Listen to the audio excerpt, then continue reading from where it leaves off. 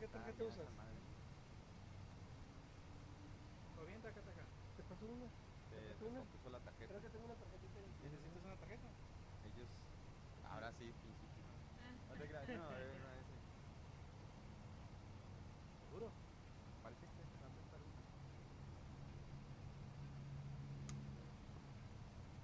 Qué vergüenza te queda. Tremenda cámara que tiene, Y otra, mira, veo todas las cámaras y lo miro yo y lo dice y digo, ¿qué vamos a hacer con esto, hombre? Se empieza de poquito a poquito. Pero la calidad no se mide no se mide con los materiales. No, no, no. Mira, al buscarte el portatalenta, a ver, Pero ¿cuál forma de eso? No sé qué tengo, no sé qué tengo. Formatea la tarjeta, man. no la leí. ¿Y si le Sí, la pones lee. en la otra, en la B? No, ese de hecho no lo uso porque no quiero que lo lea. Sí, no, no, no.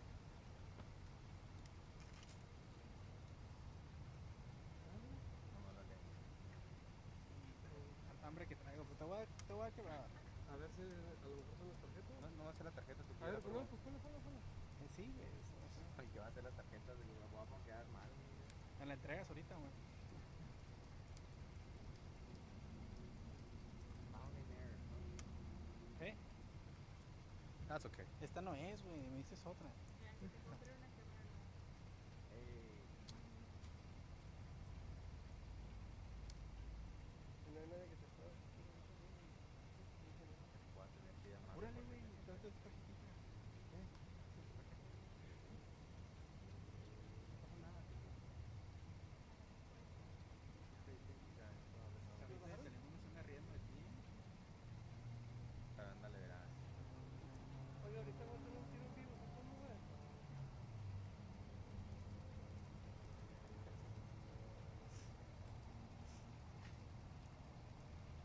Si no va a salir comiendo, ya y no le va a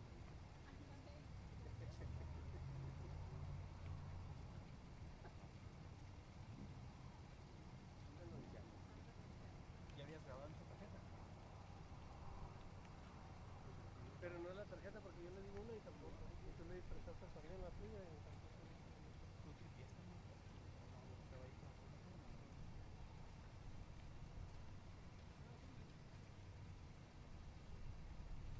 Como la tienes muy arriba y te Estaba la entrada, ¿no? Ya te estoy pensando. ya sabes, pues la gente de Telemundo siempre hace la misma forma. Bueno,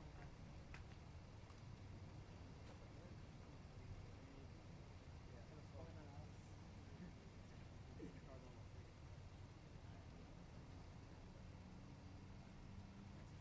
¿Tienes tú con el puesto de la aplicación de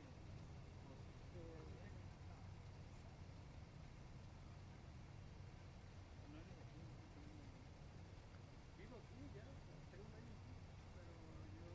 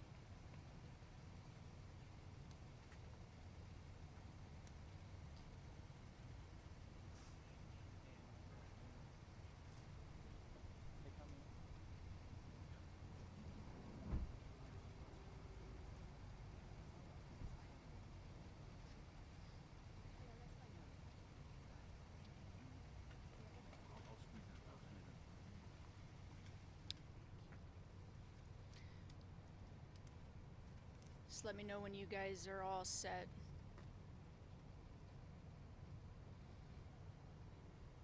Everything good? Yeah. All right. Go ahead, Sergeant. Sure. Do you guys need me to spell or say anything? Yes. Sergeant Melissa Solis. That's S-O-L-I-Z. Sergeant with the Phoenix Police Department Public Affairs Bureau. So what happened out here today, Sergeant? So as many of you know, we've been out here all morning with the Phoenix Fire Department. So we can now say that Phoenix, our detectives are over there and they're going to be investigating this as a homicide.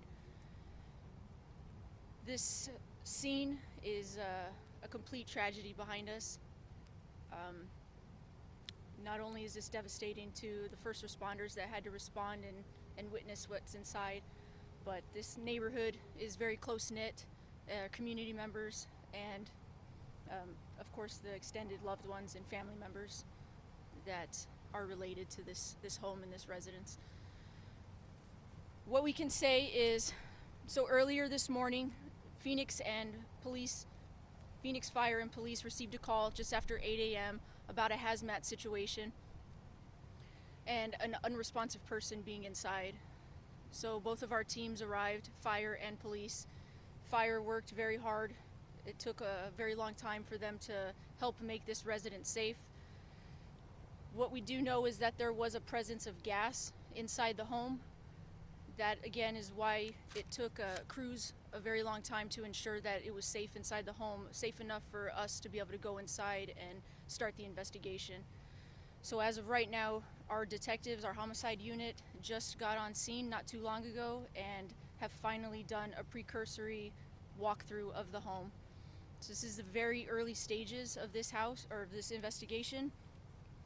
What we can say is that this is a family inside this home. There is 2 adults and 3 children that are deceased inside this home with obvious signs of trauma. This scene will most likely be processed by detectives for the majority of the day into the night.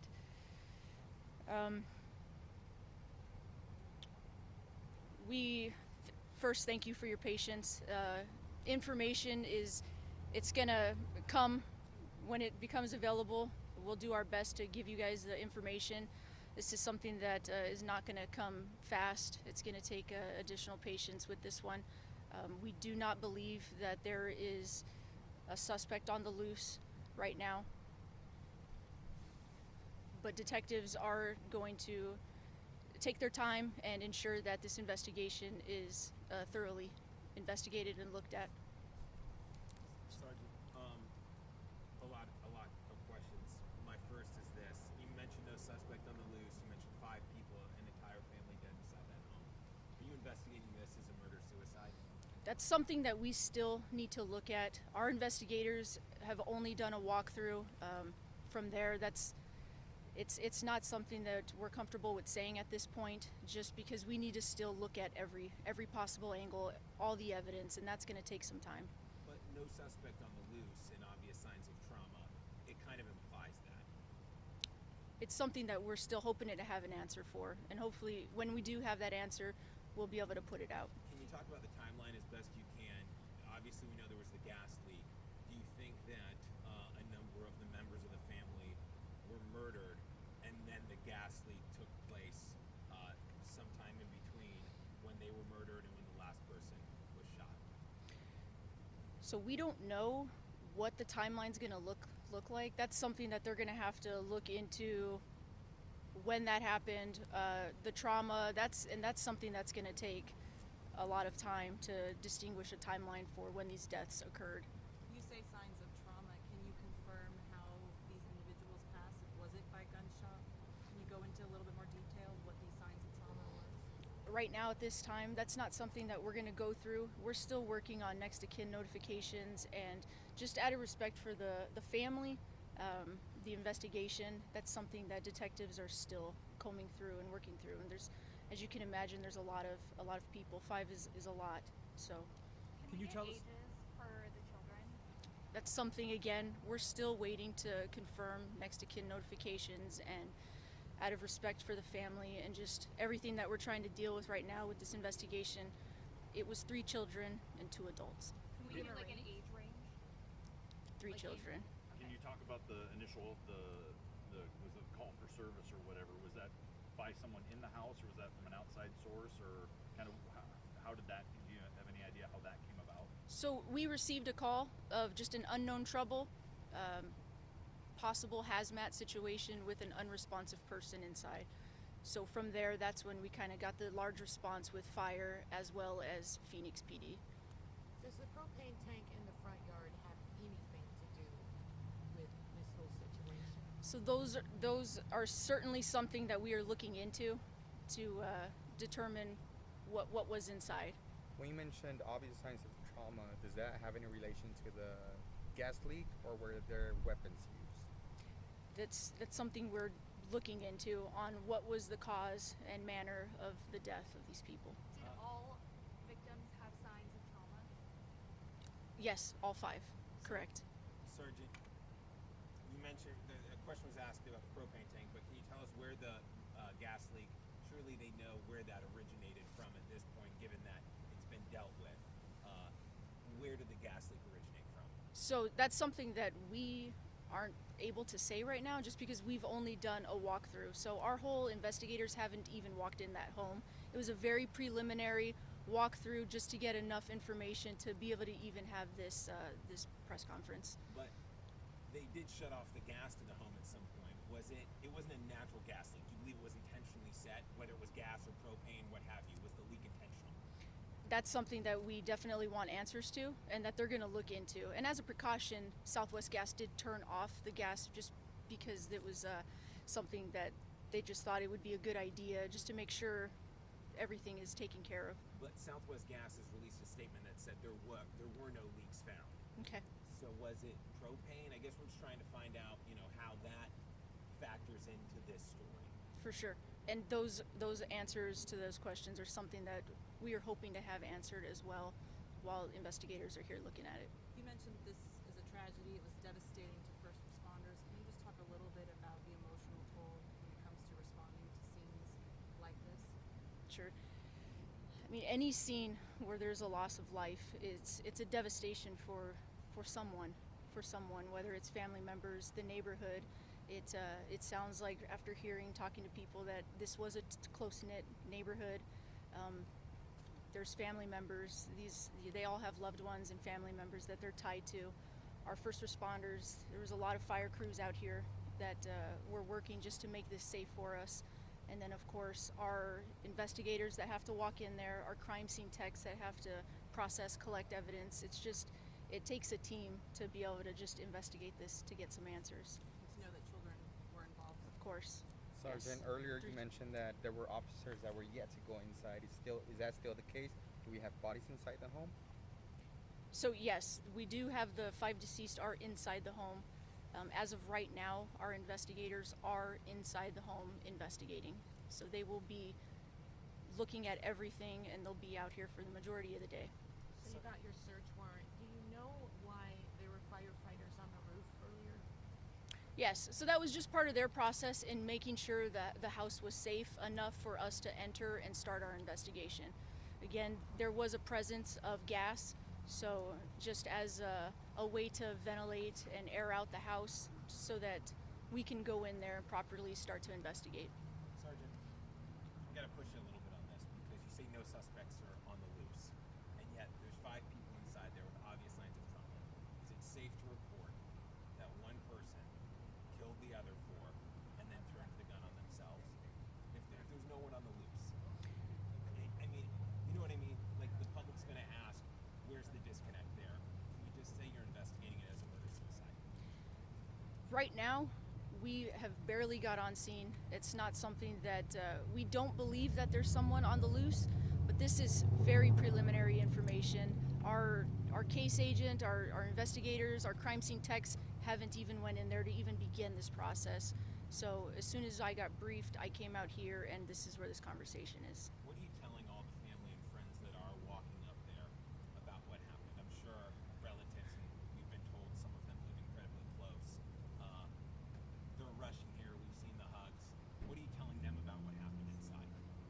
I haven't seen any relatives or anybody where I was standing, so I don't know what those conversations were like, but I can imagine they were tough conversations. So, Sergeant, it was a 911 call that came in sometime before 8 o'clock this morning?